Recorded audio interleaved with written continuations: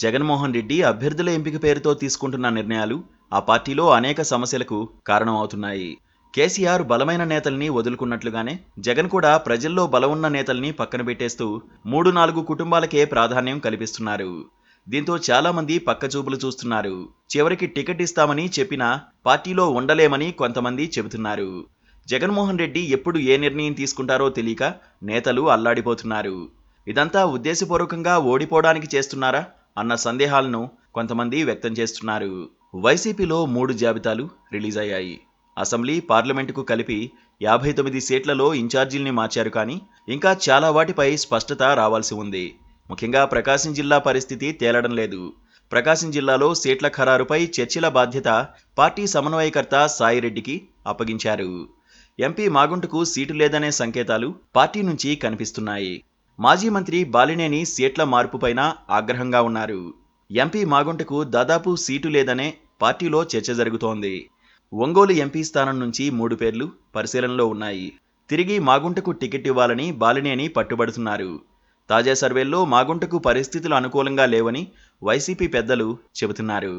అదే సమయంలో ఒంగోలు లోక్సభతో పాటు అసెంబ్లీకి కొత్త పేర్లను పరిశీలిస్తున్నట్లు పార్టీలో ప్రచారం జరుగుతోంది.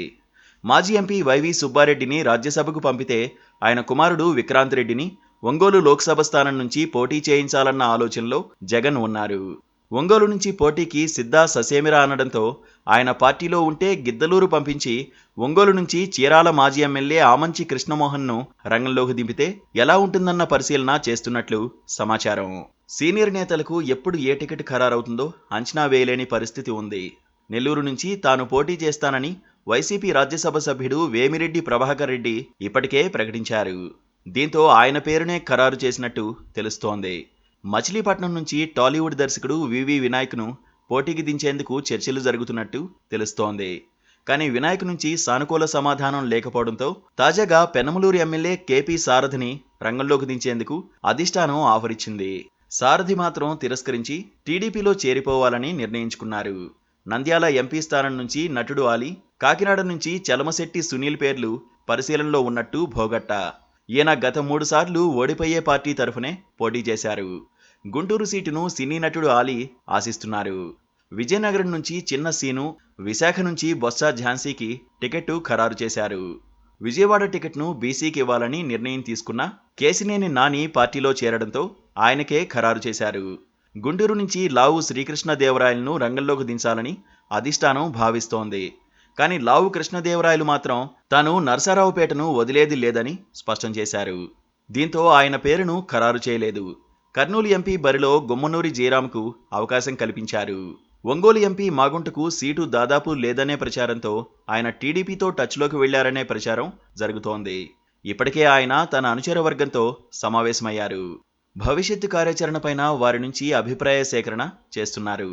బాలినేని సైతం విజయవాడ నుంచి హైదరాబాద్ వెళ్లారు. ఆయన ప్రకాశం జిల్లాలో సీట్ల ఎంపిక విషయంలో కొంత ఆగ్రహంతో ఉన్నట్లు చెబుతున్నారు. బాలినేనితో పాటుగా కలిసి వెళ్లి కొండేపి, సంతనోతలపాడులో సమావేశాలు నిర్వహించాలని సాయిరెడ్డికి సీఎం జగన్ సూచించారు. ఈ మేరకు బాలినేనిని సాయిరెడ్డి ఆహ్వానించినా బాలినేని తిరస్కరించినట్లు తెలుస్తోంది. దీంతో ఇప్పుడు బాలినేని రాజకీయంగా ఏం చేయబోతున్నారు, ప్రకాశం వైసీపీలో ఏం జరుగుతుందనే ఉత్కంఠ కొనసాగుతోంది. బాలినేని సీఎం జగన్కు బంధువైన ఈ పరిస్థితి రావడం వైసీపీ వర్గాలను ఆశ్చర్యపరుస్తోంది. మరోవైపు ఫ్యామిలీ ప్యాకేజీలు ఇస్తున్నారు సీఎం జగన్. టికెట్ల కోసం అడగాల్సిన పనిలేదు, చెప్పాల్సిన అవసరం కూడా లేదు. టికెట్ ప్రకటించేస్తున్నారు.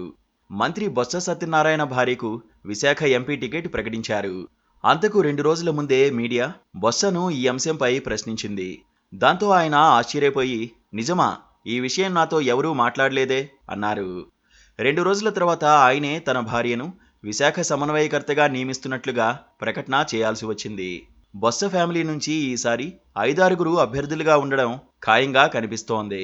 బొత్స, ఆయన సోదరులు ఇద్దరు, ఆయన మేనల్లుడు భార్యకు టికెట్లు తప్పనిసరిగా ఇవ్వాల్సిందే. గత కొంతకాలంగా ఆయన తన కుమారుడి కోసం పట్టుబడుతున్నారు.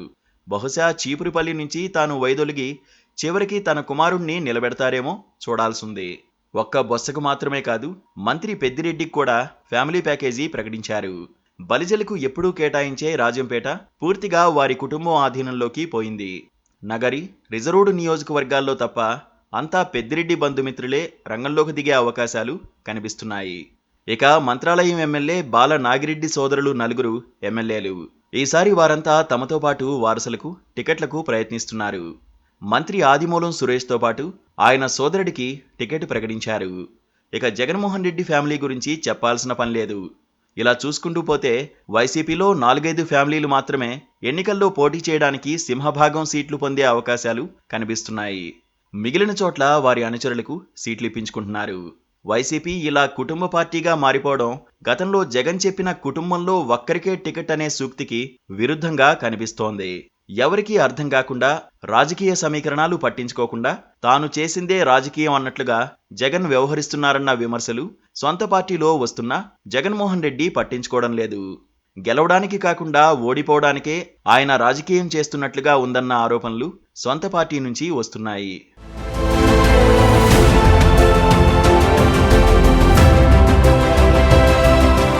Please subscribe to